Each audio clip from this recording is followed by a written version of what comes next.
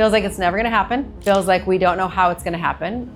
We often feel like we don't have a choice. Life is the way that it is. Sometimes we try and we can't get it to stick. It's not for lack of desire. We have a desire to feel better, and you start to choose your own channels. You start to choose your own reactions, emotions, the way that you want to feel. You have to ease into the change. You have to ease into the healing.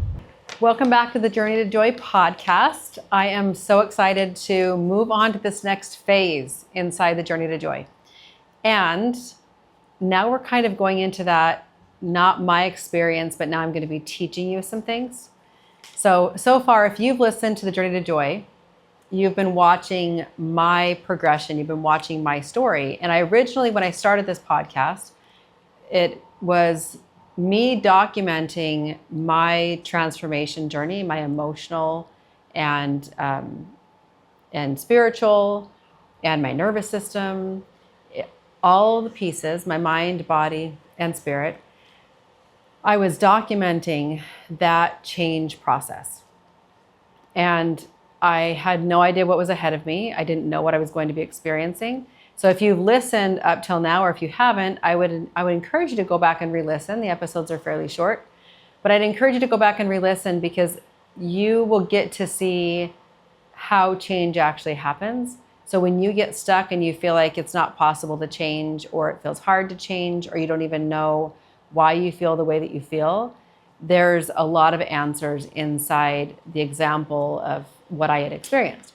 Now, that being said, today what I want to talk about, if you just watched the last or listened to the last episode, if you haven't, on the ocean of emotions, you're going to want to go watch that. If you're stuck in reactive mode and you don't know why, you need to go listen. That explains everything. I think it's episode like 44 on the podcast.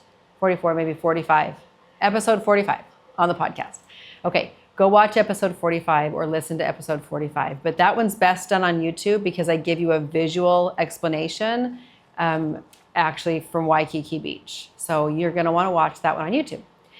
Now, that being said, I'm going to talk to you today about the process of change, because it feels a couple different ways. And I'm just going to tell you how it's felt and how it does feel to so many of us. Feels like it's never going to happen. Feels like we don't know how it's going to happen. We often feel like we don't have a choice. Life is the way that it is. We feel like we don't love it, but what else is there?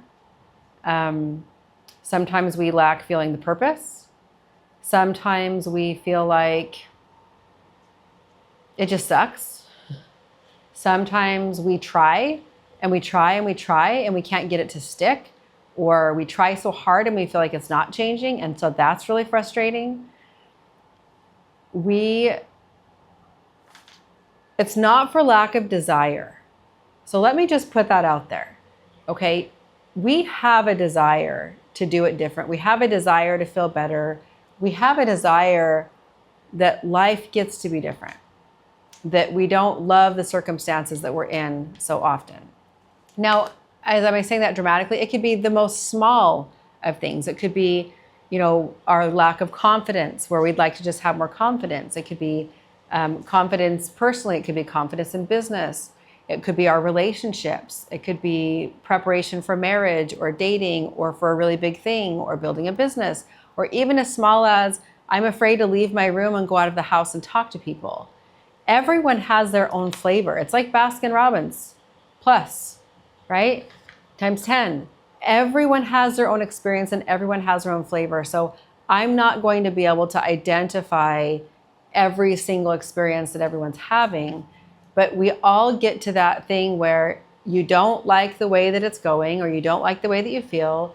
You wish and want and desire that it can be different, but you're not exactly sure how that happens, or you're trying to will yourself into it.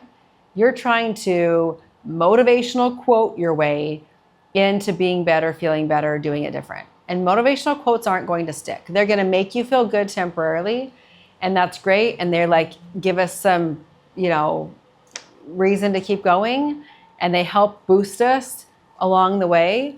But then they die out. It's not sustainable. to try to motivational quote your way through life. It doesn't forever work. So that's a good step, right? The desire that we're even seeking out motivational quotes. I'm using that as an example, but if you understand what I'm saying, you're still seeking, the self-help books, or you're seeking a coach, or you're seeking something, a counselor or a friend, or you're seeking something to try to feel better. Okay, so if you've watched episode 45, if you haven't paused, it's 15 minutes long. Go listen to it right now so that you'll understand some context before I move on. Okay, now's your cue. Okay, so with that information from episode 45, what I'm going to explain to you is super, super important. All right?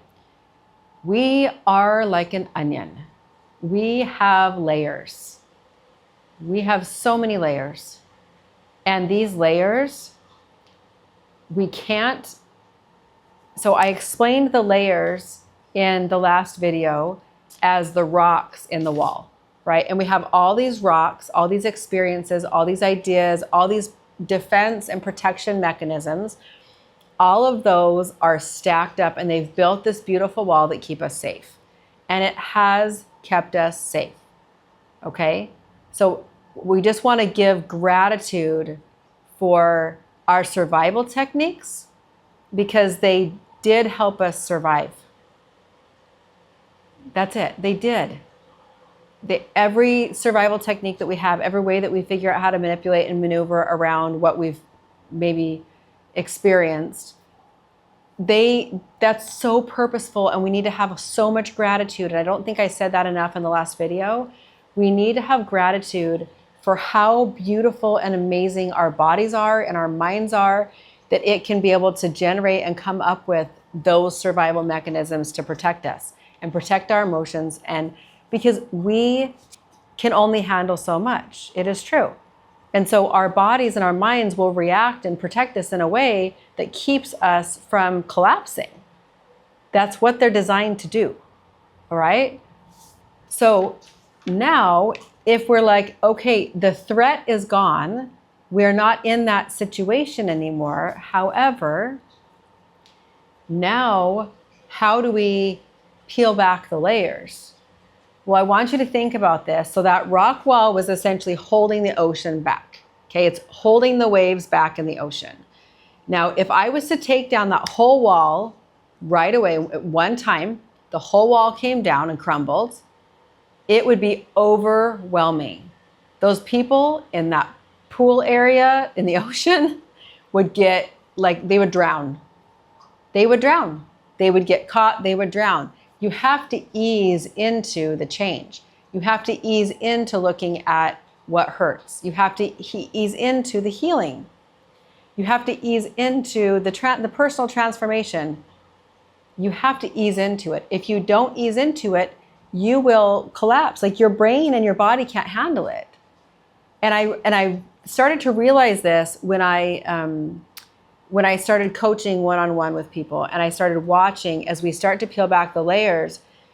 We're fragile, and we aren't available for all these steps all at one time.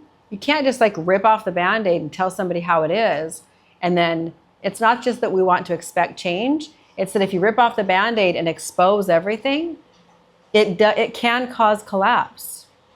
Okay, it can cause collapse. So that being said, we have layers. So I'm going to go through the 4 different stages that we experience so that you can start to see maybe where you are in the stages, and of course, different stages for different experiences that we're having as well. But you can usually identify the way that you feel with one of these stages, okay? So whether it's at work, whether it's at home, doesn't matter. It's going to really affect you across the board. So it doesn't matter where it's showing up. It's just an access point to show you that things aren't working great. And we want to address what's not working great while it's still a whisper, while it's still quiet, while it's still little, before it becomes a yelling, before it becomes a scream. Okay, so if we think about that from our body, our mind, it's like it's like my dog. All right, my dog sits here, and if I'm working for way too long and I'm not leaving my desk, then my dog sits here and he will like nudge my leg, and he'll nudge my leg, and he'll be polite in so many words. He'll be polite and he'll nudge my leg and try to get my attention because he needs to go to the bathroom. And if I don't listen to him, he gets more aggressive, or he will bark. He will get louder, right? Kids do it all the time. If our children try to talk to us, if you've got kids and they try to talk to you and you don't answer because you're preoccupied, they're going to start getting louder. Or if we don't pay them attention when they're younger, then they will start showing bad behavior because they're going to get some sort of attention. So whether it's good behavior or bad behavior, they're going to get attention, right? It gets louder. So what the goal is not to get rid of the things that are hard in life. Not going to happen. I'm like living proof that that's not a true thing. All right. We are not trying to get rid of the challenges, but what we are trying to do is when the challenge happens, we see it and we know how to move through it. And even what we're looking at is we have stimulus, we have response. Everything that happens in between stimulus and response is what we are now going to slow down and intentionally process. Okay? Now, in order to do that, though, you have to be available to learn how to do that. And sometimes there's some protective mechanisms that have to come off, layers, before you're able to do that. Okay? So, step 1, okay, out of 4. Step 1 is you feel like you're stuck and surviving. Stuck and surviving. If you use those words at all, like you can't wait for the day or the week to be over, and that seems to be a thread that you say often. Now, this isn't if you say it once, like, oh my gosh, I feel like I'm just surviving life right now. But if it's constant, if it's coming up more often, so here's the thing, right? It's a whisper. You don't want it to become a yell. You don't want it to become a scream. So you want to hear it when it is a whisper. So if you're starting to feel that way, this is just pause for you to go, okay, there might be something there. So if you're stuck and surviving, here's some maybe descriptors of how you might be feeling inside of this. You would be reacting, shutting down, just living by default, just whatever comes your way. Essentially, you don't feel like you're choosing. Something feels off and you can't name it. Those would be good descriptors. You don't like the way that you feel. You don't like the way it's being done. You want to do it different. Maybe you don't know how, but you're stuck. Stuck is the best word that I could say. If we ever feel stuck, that's a really great descriptor. Stuck and surviving. Okay, so that's our first step, okay? Now we can peel back the layers of the stuck and surviving to find out why you feel like you're stuck and surviving, because feeling like whatever's going on outside of you is creating that for you, that's where we're going to start to get deeper, okay? And that's what we do inside the Journey to Joy network. So you can come get coached, and we can look at that. If you're like, okay, I feel like this, I don't know why. Great, we dig into that really easily, very, very kindly, very softly. When I say dig, it's kind of an aggressive word. We just start to look at it. We get curious with compassion about what's going on for you. That's the best way to say it. The second step is the awakening.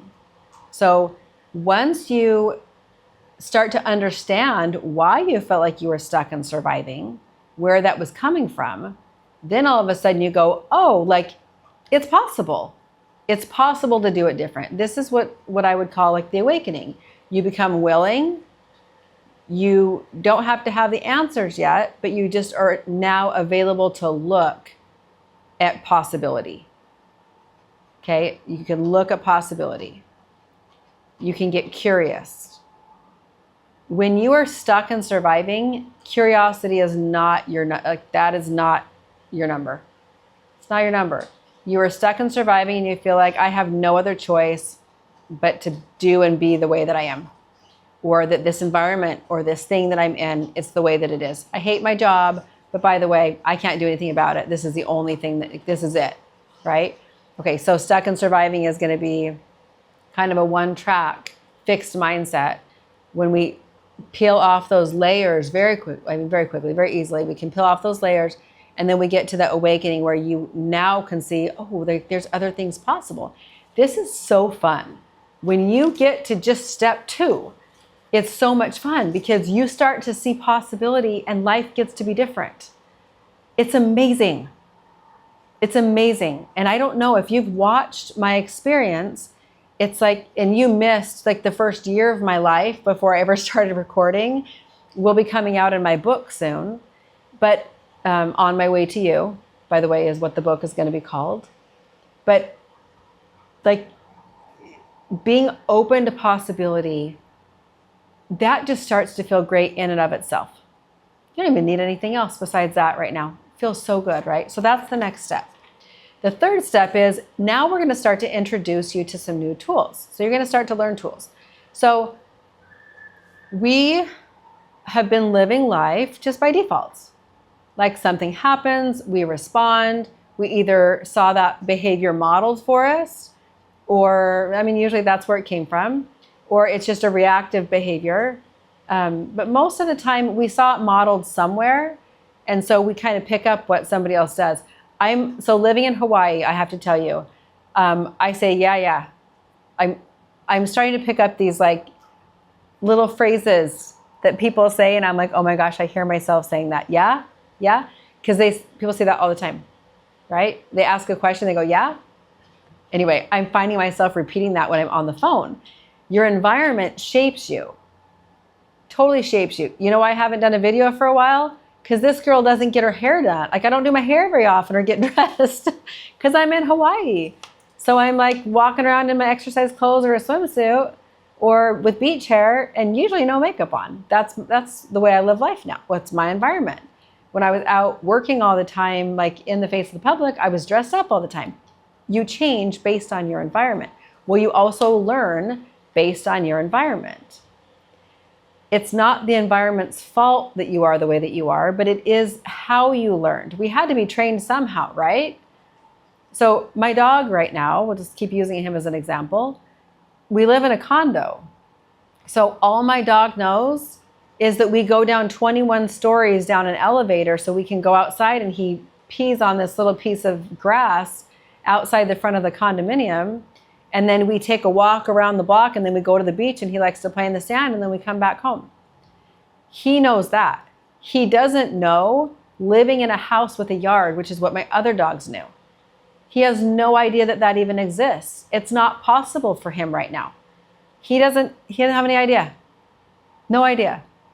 Right? So think about the way that you were raised, the examples that you had in front of you. Sometimes they were good, sometimes they weren't. It doesn't matter even if they were good or bad. We still learn and shape our behavior based on the environment that we were in, whether it was school or friends or family. All those things compiled together starts to shape how you behave in the world. Well, if we don't love the way it's going, then we start to look at what shaped us. Yeah? Yeah. Oh, you see, I just said it. Okay. So we start to look at what shaped us. We start to understand with compassion why we respond the way that we do, why we feel the way that we do. We stop telling ourselves that the way that we feel is wrong. We stop telling ourselves that we're doing it wrong. Like we really just start to understand, have compassion, and then decide. Do we want to do it different? Do I want to have a different experience? Like, do I want to choose something differently than what I choose? Do I want to go explore that there's actually grass in a yard somewhere? Right? Or do I want to just stay locked in my condominium all the time in this little block that we always worked at? Now, I can tell you some great stories. We learned some awesome things, but there's tools that you were never taught So if you're like, yeah, I lack in confidence because the way I grew up, or the school that I went to, or the environment I was in, or the friends that I had, or the way that I was treated, all of those pieces, great. And there's more.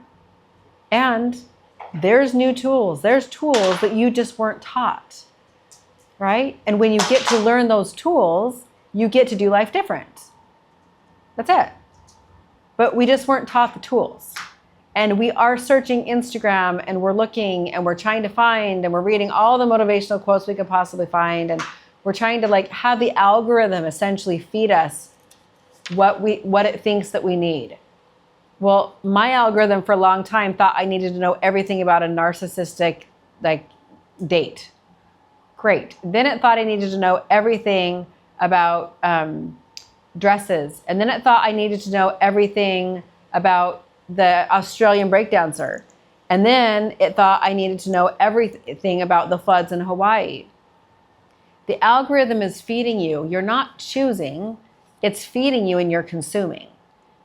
The same way happens in life. The algorithm of life, right? The algorithm that was kind of curated in your environment, the way that you grew up and the way where you are in your environment now, that is your algorithm, and it's feeding you, and you're accepting it. And you're like, oh, but this is what it's feeding me, so this is the way that it is. And when you learn new tools and you understand why you respond the way that you do, and why you have experienced life the way that you've experienced it, good and bad, all the pieces, then you start to go, oh, I get to choose. And this third step is that realization and firm understanding. We got awakened that life got to be different in step 2, but step 3 really is, I understand wholly that if I react a certain way or I don't like something, I have choice. I have choice. I get to choose the way that I'm going to react, or I get to choose how I want to feel. I get to understand why I reacted or why I feel the way that I do. And then I get to decide, is that what I want? Is that not what I want? How is that affecting me? How is that affecting my relationships, the other person? All of that. So you get to choose. Okay, so step 3, learning those tools, puts you back in the driver's seat. It takes the remote control back from everybody else that's been dictating the way that you feel, that's choosing your algorithm, and you start to choose your own channels. You start to choose your own reactions, emotions, the way that you want to feel. Okay? And step 4, you're going to live by design. You're going to get intentional, joyful. Life is no longer happening to you, and you're going to start choosing. Now, here's where I'm going to caveat. All right? I talked to one of my clients. We were working last week, and she was like, okay, my mind was racing, and I went through this whole scenario and all this stuff, and then I spiraled, did the spiral, and then when I got to the end of the spiral, I was like, we're all going to die. Right? Which is where our brains love to go sometimes. We're all going to die. We're all going to die. Okay, that's super dramatic, but you know what I'm talking about, right? It's all bad. That's what I'm saying. Sometimes we spiral, our brain spirals, and we spiral, and we're like, it's all bad. Okay, and then she worked through, why is this important to me? Why does this even matter? What am I trying to solve here? What is my brain trying to solve? What do I feel like is wrong? And she started compassionately getting curious about what was happening for her. And when she did that, she slowed down her thought process, and she was able to see what was bothering her. She felt the sadness that was occurring with what was actually bothering her. That emotion moved through her body in 90 seconds because physiologically that's what happens. If we don't resist or indulge in the emotion, it moves through our body. So she experienced the emotion, and then she came out the other side of it. That's just one example, but here's what was so fascinating. She was thinking that was wrong because she spiraled. So feeling like, oh, I shouldn't spiral. Like we've been working together and I shouldn't spiral. It shouldn't be a problem anymore. No, we're human beings. We are human beings with human emotions, and we are still going to have experiences in life and new challenges and levels, new levels, right? We are learning. And as we keep learning and we keep pushing and we keep doing new things and having new experiences, then we are going to we're going to have feelings about those. We're going to have emotions about those, right? And so we're not stopping it from happening, but the difference was this. She used to take about a week, and she would spiral for about a week and then not recognize. So say she started like the trigger was on Sunday, something bothered her on Sunday, and then she would go the whole week and it would tank her whole week, and it would take until Thursday or Friday, and she'd be like, man, I feel like garbage. Don't really feel like life is worth living. What's wrong with me? I don't understand. And then we would have to back up from Friday all the way back to Sunday to say, okay, to find the day and what happened and what was the trigger for you, why you feel the way that you feel. And so we would do that. And then it was like, oh, okay, that makes sense. Well, here's what's so awesome. In graduating, she now went through that whole process in like 15 minutes. She went through the whole, my brain's on fire, goes through all the things, thinks through it, does her spiral, comes out to find out what's even bothering her, experiences the emotion, and then she's like, I'm good. We don't have to point the finger. It doesn't have to be somebody else's fault. Temporarily, sometimes we love to do that. I love to say I'm in a relationship, but I'm not in a relationship with anybody. But I love to point the finger at other people sometimes and have them be the reason why I feel the way that I do. Right? We all do it. We all hand the responsibility of the way that we feel to somebody else. I'm off topic a little bit. So I hope you're following, but the whole point of this video is to help you understand we learn in layers, and we have to then pull back or expose and relearn in layers as well. And if we were to pull everything off too quickly, it would completely overwhelm, and our brains and our bodies are too volatile, especially if we've experienced anything that is traumatic or semi-traumatic, no matter what. Like, we're very tender. And so inside the Journey to Joy Network, when we are working and you're getting coached or you're hearing people get coached, you'll start to see how minute the moves are. However, they do make great impact to start to peel back these layers so that you can make progress. But it's tender. It's the best way I can say it. It's tender. And it's progressive. So, and no matter what stage you're in, if you're like, okay, I already peeled back the layers, Lisa, but I need new tools. Great. It doesn't matter what stage you're in. We're going to take you to the next stage. Okay. So I hope you'll join me inside the Journey to Joy Network. You can go to lisagrace.me or journeytojoynetwork.com.